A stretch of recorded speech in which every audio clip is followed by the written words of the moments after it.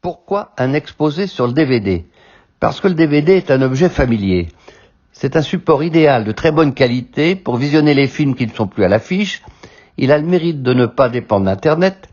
Il peut se trouver dans les bibliothèques multimédia et comporte souvent des bonus. C'est aussi une extraordinaire prouesse technique de pouvoir concentrer dans une rondelle de 15 grammes d'apparence anodine des chefs-d'œuvre pour le plus grand plaisir des collectionneurs. Le but de ce diaporama est de montrer succinctement comment ce support physique est constitué et fonctionne afin de mieux comprendre sa manipulation et son utilisation. Le début du diaporama est consacré à sa description, la fin du diaporama à son avenir. Mon nom signifie Digital Versatile Disc. Pourquoi versatile? À cause de son humeur? Non, parce que le DVD a un grand nombre de frères et sœurs présentés un peu plus loin. En français, c'est un disque numérique polyvalent. La technologie fait appel à la physique. La numérisation et non la digitalisation fait appel aux mathématiques. C'est la combinaison des deux qui a permis cette invention en 1995. Sur la photo, on voit le disque avec les informations numériques binaires de 0 et de 1 et le rayon laser pour le lire ou pour l'écrire. La technologie a permis la miniaturisation des informations. Pour vous donner une idée, ramenées à la taille d'un terrain de football, les alvéoles du CD sont plus petites que une tête d'épingle. Elles sont de l'ordre du micron, si bien qu'on peut graver jusqu'à 800 millions d'octets sur un disque de 12 cm. Au départ, en 1982, l'objectif était de pouvoir graver sur un CD la 9e symphonie de Beethoven, interprétée par Karajan, c'est-à-dire 74 minutes de musique. Il faut savoir que cela s'obtient en échantillonnant la musique 44 100 fois par seconde et en donnant à chaque échantillon une valeur comprise entre 0 et 65 500 correspondant à 16 bits. C'est ce qu'on appelle la quantification.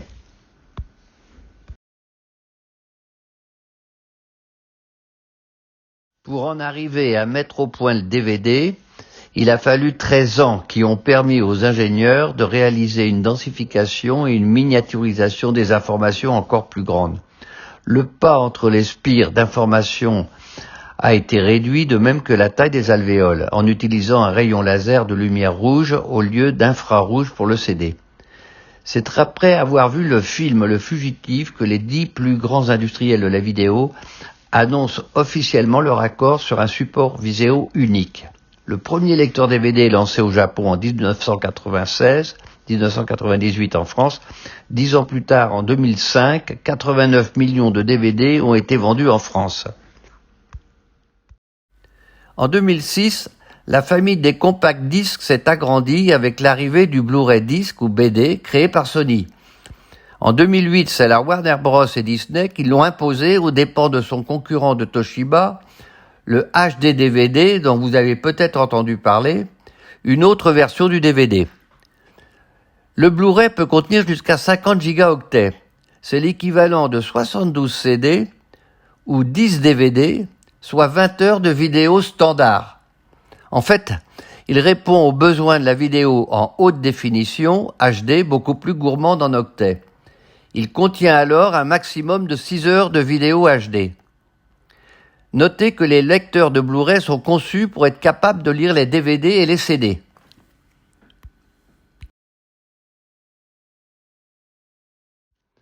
Avant de parler de la numérisation de l'image, rappelons celle du son, dont le principe est relativement simple. Comme cela a été dit pour le CD, le signal électrique délivré par le microphone est découpé 44 100 fois par seconde, c'est ce qu'on appelle l'échantillonnage. Et on donne à chaque élément une valeur comprise entre 0 et 65 536, correspondant à un nombre binaire de 16 bits, composé de 0 et de 1. Sur cette diapo, l'exemple a été donné pour un nombre de 4 bits. La diapo montre aussi que plus le taux d'échantillonnage est élevé, meilleure est la qualité. Une analogie avec l'image permet de mieux le comprendre.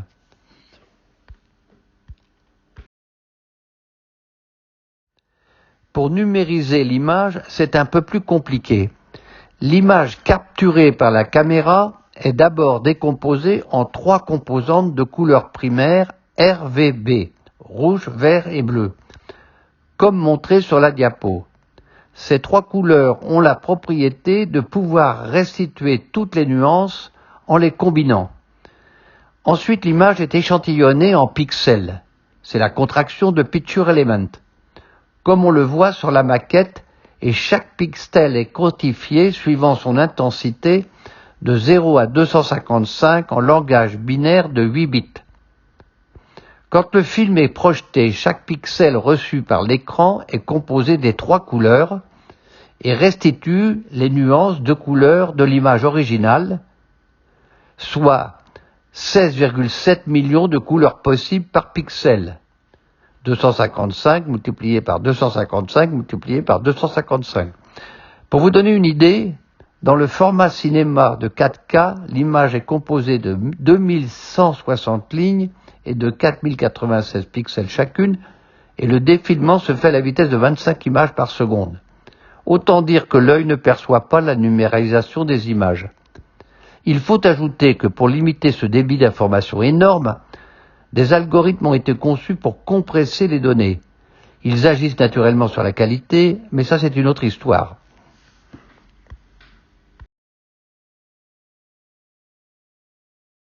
Venons-en à la structure d'un CD qui permettra de mieux comprendre celle du DVD. Il y a 4 matières de nature très différente dans un CD. D'abord le polycarbonate, qui est un plastique très transparent, il représente 90% de l'épaisseur du disque de 1,2 mm. Ensuite, une pellicule d'aluminium très fine de 0,05 microns, 50 nanomètres, pour réfléchir la lumière. Ce dépôt métallique doit épouser parfaitement le relief des alvéoles moulés dans le polycarbonate. Ensuite, une couche de vernis de 10 microns environ, pour protéger le métal, et enfin l'épaisseur de l'encre qui peut aller jusqu'à 100 microns. Comme vous voyez sur la figure, pour lire le CD, le laser traverse les 1200 microns du polycarbonate avant d'atteindre la couche métallique en aluminium. C'est le passage de chaque marche qui crée un 1.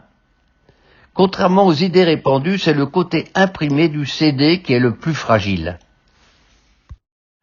Le DVD est une sorte de sandwich qui enserre les alvéoles entre 2 rondelles de polycarbonate de 0,6 mm d'épaisseur chacune. Dans le cas représenté ici, les alvéoles ne sont moulées que dans la rondelle inférieure. La rondelle supérieure ne sert qu'à obtenir l'épaisseur standard de 1,2 mm. Mais il est possible de créer des alvéoles dans les 2 rondelles pour créer des DVD de plus grande capacité.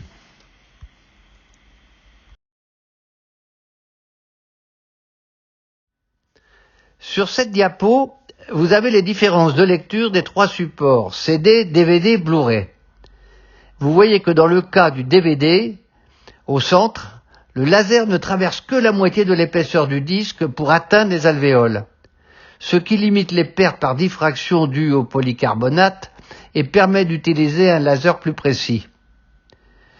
Dans le cas du Blu-ray à droite, le rayon ne traverse plus le polycarbonate. Il lie directement les alvéoles à travers une couche protectrice de 100 microns, très régulière et très transparente, ce qui autorise une plus grande densification des alvéoles. Ces observations ont une conséquence sur la façon dont on doit manipuler les disques. Si la partie imprimée des CD est très fragile car les alvéoles sont à 100 microns au-dessous de la surface, ce n'est pas le cas de la partie imprimée du DVD parce que les alvéoles sont au milieu du disque à 600 microns de la surface. Attention pour le Blu-ray, contrairement au CD, c'est le côté non imprimé qui est le plus fragile.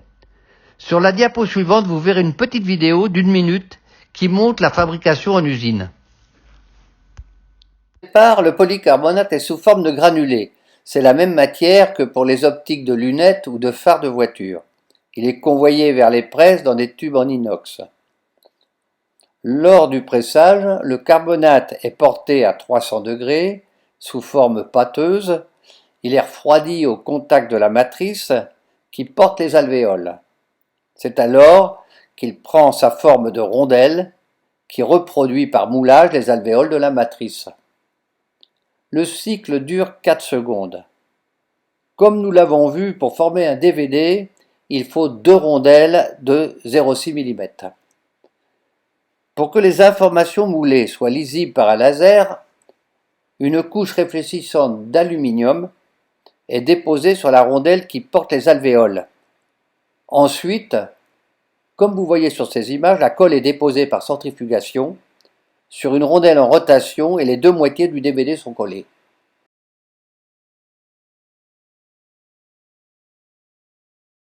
Vous allez maintenant comprendre pourquoi il y a des DVD qui ne sont pas imprimés sur une des 2 faces du disque. En effet, avec des technologies similaires, il est possible de fabriquer 4 types de DVD. La figure en haut à gauche présente un DVD 5, simple face et simple couche. Il contient 4,7 Go, soit 2h15 de vidéo.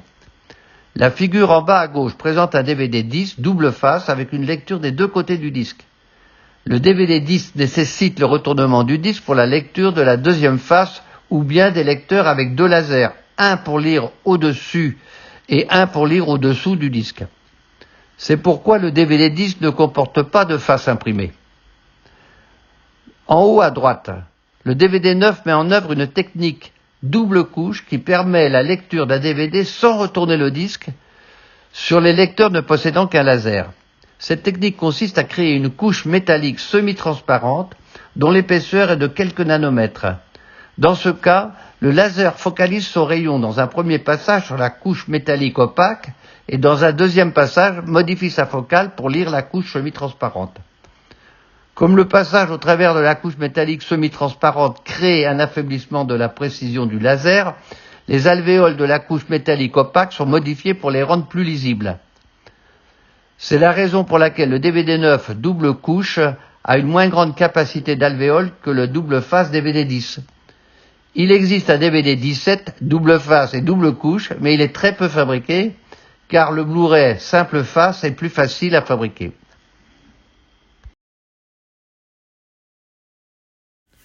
Cette diapo montre le principe de lecture d'un CD, DVD ou Blu-ray. Le rayon laser émis par la diode laser traverse d'abord le miroir semi-réfléchissant pour atteindre ensuite un miroir réfléchissant qui renvoie le rayon vers le DVD qui tourne lui-même à 1,2 mètres par seconde. Le rayon réfléchi par les alvéoles revient vers le miroir réfléchissant qui le renvoie vers le miroir semi-réfléchissant. Il est dévié ensuite vers une diode photoélectrique chargée de transformer la lumière en courant électrique binaire de 0 et de 1. Vous remarquerez au passage que contrairement aux anciens 33 tours, le disque est lu du centre vers l'extérieur à une vitesse linéaire constante de 1,2 mètres par seconde, soit une vitesse de rotation comprise entre 200 et 500 tours par minute.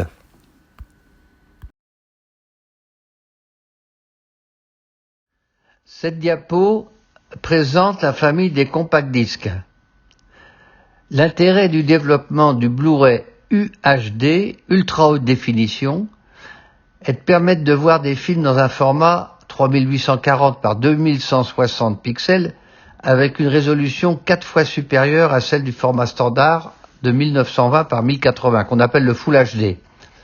En outre, les Blu-ray UHD ne sont pas protégés par un système de zones. Il est donc possible d'acheter un titre aux USA pour le regarder sur un lecteur français. De plus en plus de télévisions Ultra HD sont vendues dans ce format. Elles représentent maintenant les 2/3 des ventes. Et vous verrez qu'avec ce format, la qualité de l'image et du son sont exceptionnelles. La vidéo suivante illustre cette diapo. La résolution est la quantité de pixels qui peuvent être affichés à l'écran. Le pixel, contraction de l'anglais Picture Element, soit en français élément d'image, est l'unité de base permettant de mesurer la définition de l'image numérique. Chaque pixel porte une information, comme la couleur. Tous les pixels assemblés forment l'image que vous voyez à l'écran. Remarque, la taille des pixels n'est donc pas nécessairement la même et variera d'un appareil à l'autre. Les pixels sont disposés en ligne horizontale et en colonne verticale. En multipliant le nombre de pixels dans chaque ligne par le nombre de pixels dans chaque colonne, vous aurez la quantité de pixels affichés sur votre écran. Plus il y aura de pixels affichés à l'écran, plus l'image vous paraîtra nette et détaillée. Cette image montre l'évolution de la résolution des écrans. Actuellement, la plupart des écrans vendus sont en 1080 Full HD et 4K. L'image suivante montre qu'à chaque fois qu'on double le nombre de pixels sur la largeur et la longueur, pour la même taille des pixels, la surface de l'écran est multipliée par 4. Si la HD donne déjà de très bonnes images, Full HD vous offrira une expérience visuelle encore meilleure. Le terme FHD représente la résolution de 1920 x 1080 pixels. C'est la résolution la plus utilisée par les consommateurs de vidéos et les gamers aimant jouer aux jeux vidéo en haute résolution. La résolution 4K est 4 fois plus élevée que Full HD. Le terme 4K représente la résolution de 3840 x 2160 pixels. Comme le nombre des 3840 pixels sur la ligne horizontale se rapproche des 4000 pixels, et pour des raisons commerciales, il a été décidé de donner le nom de 4K. On parle aussi d'Ultra HD, UHD ou 2160p. La 4K vous offrira une image riche en détails et une plus haute qualité. Finissons par la résolution 8K, soit 7680 x 4320 pixels, soit 16 fois plus grand que Full HD. Cet exemple pratique vous montre la différence. Beaucoup d'écrans 8K sont encore en développement. Il y a très peu d'équipements sur le marché qui prennent en charge cette résolution. Dans le court terme, il est adapté pour les cinémas ou les professionnels de l'image.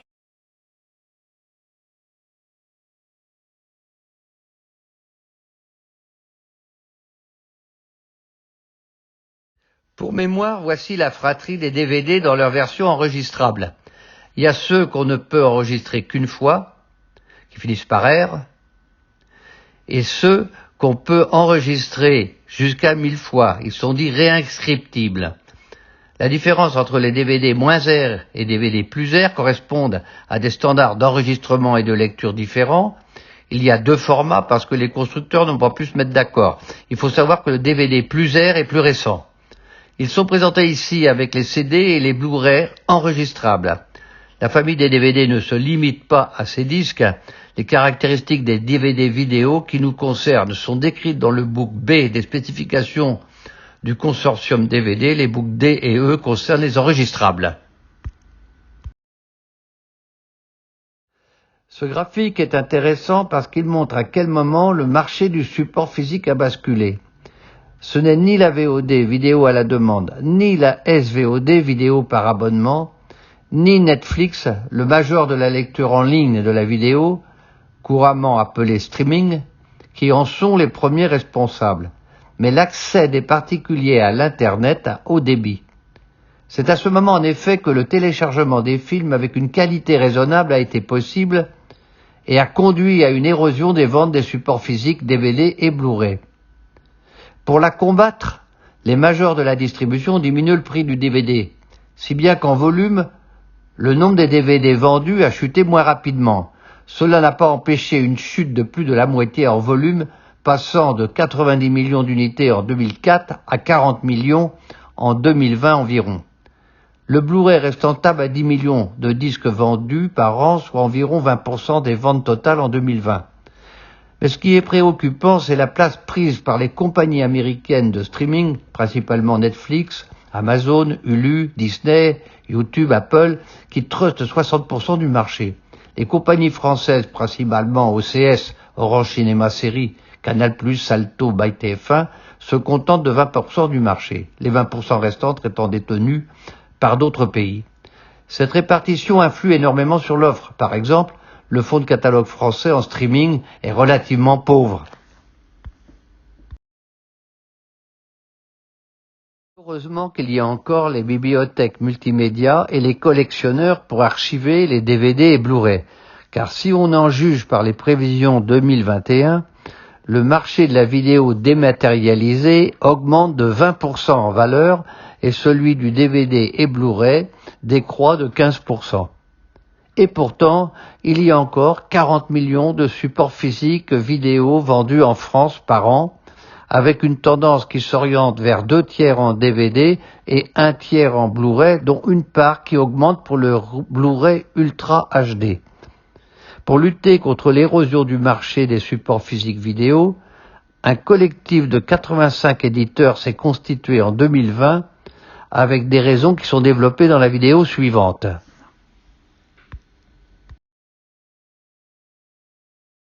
D'abord, on dit DVD, mais donc le support physique, DVD, Blu-ray, UHD et tout ce qui va arriver dans les années à venir. À force de dire ça, tout le monde s'en est convaincu. Et c'est vrai que le support physique n'est plus un objet de consommation de masse, comme il a pu l'être à un moment donné, ce qu'on appelait l'âge d'or du DVD, je sais pas, on en vendait des dizaines, voire des centaines de milliers. Ça n'est plus ça aujourd'hui, ça ne veut pas dire qu'il est mort, ça veut juste dire qu'il s'est transformé.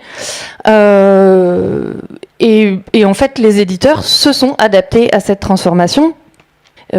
Les beaux objets, c'est de la représentation, c'est ce qui est mis en avant dans les magasins, c'est ce qui va générer des actes d'achat chez des gens très fans, des gens très cinéphiles, c'est ce qu'on a envie d'offrir.